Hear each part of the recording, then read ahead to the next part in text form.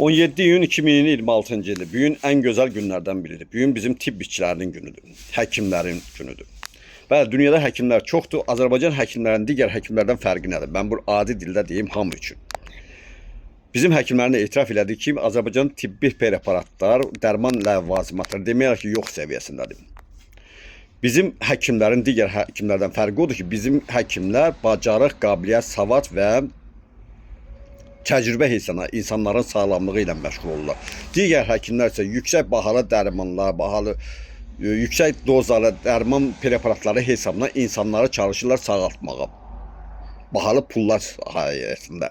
Amma bizim həkimlər dediyim kimi preparatlar olmadığı halda insanların sağlamlığı ilə məşğuldurlar. Bu gün həkimlərin günüdür.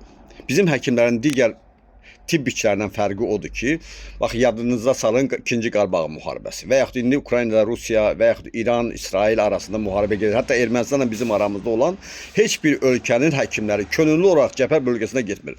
Nə Ermənistanda, nə Rusiyada, nə Ukraynada, İran və İsraildə.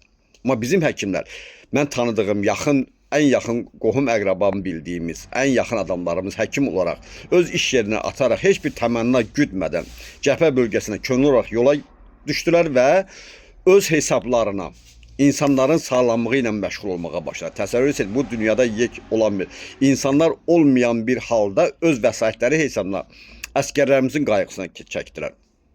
Ad çəkmək istəmirəm, amma tanıdığımız, tanınmadığımız, şəhid olanlar, qazi olan həkimlərimiz də var.